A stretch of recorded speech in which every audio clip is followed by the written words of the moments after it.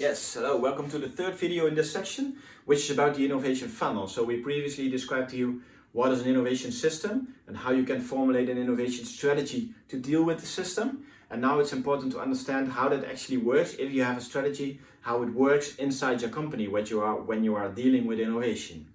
This is what we call an innovation funnel. Innovation funnel is based on the concept of ambidexterity that I explained in the previous video. So you have to deal with exploration and exploitation at the same time in a company. So what you usually see is that within a company you're working on both ideas and products that are very close to market. Yeah? So you're working on a lot of projects at the same time. Some of them you will bring to market in 3 years from now, others you will hope to bring to market in 2 years from now, and others are very much closer to the market and you will be perhaps launching in a week or in 2 weeks from now. So this is a concept of ambidexterity.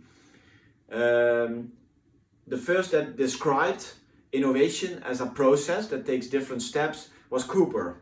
And Cooper created what we call the stage gate model. He said that basically the innovation process consists of different stages, and after each stage where the idea has to go to a gate, and in this gate we'll make a choice, a rational choice based on criteria that we previously formulated if we are going to continue with that idea, and we'll bring it into the next stage and we'll give it a little bit more budget to further create the idea. Cooper said we'll start with the discovery stage, then we'll screen the idea, the first gate, then there is the stage of scoping, then there is the stage of building a new business case, the stage of development, the stage of testing the idea in the market, and then the stage of launch. And then he said there is also a stage of post-launch, evaluation stage. This is still very common. This model, the stage gate model of Cooper, is still very widely used in business. In this particular game we'll have a 4-stage process. Yeah, it just was easier for the game. So we have created a process which consists of 4 stages. Ideation, creating a new idea. Conceptualization, building a business model around it. Development, creating it, making it physically visible and testing it and prototyping it in the market. And commercialization, which is bringing it onto the market, the product launch.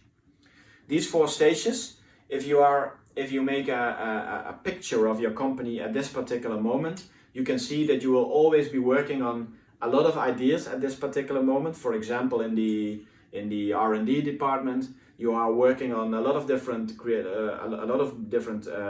concepts or creating new business models. You're working on a few prototypes that you're currently testing, and you're bringing successfully on the market perhaps one of them at this point in time. So basically, it's a funnel. Yeah, we used to say that there is an 1111 rule. So it takes 1,000 ideas to get to 100 concepts, to get to 10 good prototypes, to get to 1 successful market launch. This is what we call the innovation funnel, and we could say that the ideas take 3 years. In this game it's years, but it can be months, it can be maybe decades, depending on the sector that you're in. It takes at least 3 time units to come to market for an idea. It takes 2 time units to come to market for a concept.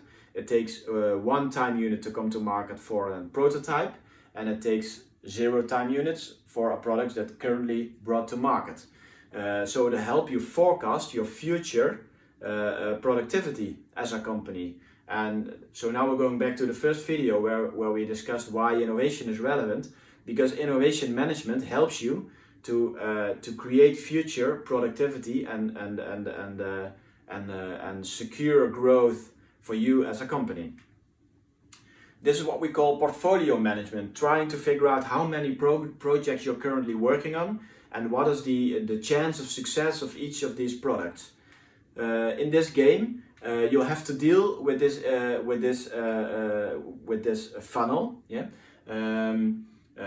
by trying to improve every aspect of your portfolio of innovation projects that you are working on. So you have to take decisions to increase the number of ideas. You have to take decisions to increase the number of prototypes or to increase the likelihood of success for each of the prototypes to come to market. Yeah? The 1111 rule is not very scientifically proven. What is scientifically proven is that the average ratio, it's about 300 to 1. So in this particular graph you can see that there are 300 serious ideas. Yeah? And in the end, one of them had economical success. This was tested by Stephen Burley. Yeah?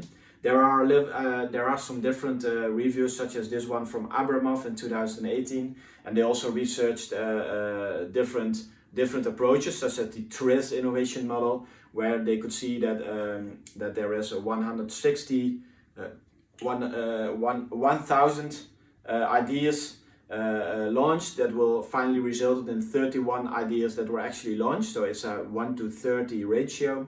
And there was the Steve and Burley data again with 300 to 1 or 300 to 1.7. So it's somewhere over there. Yeah. In some of the markets, the likelihood of success of an idea to finally reach it to market is much higher than in other markets. Yeah. Depends also on the market. In this game, it's about 150 to 1. Yeah. That's the starting point of the game. If you are playing very well, it can maybe be 150 to 10. Yeah. If you play not so well, it can become 200 to 1. Yeah. So that depends a little bit on the performance of your company. So far about the innovation funnel.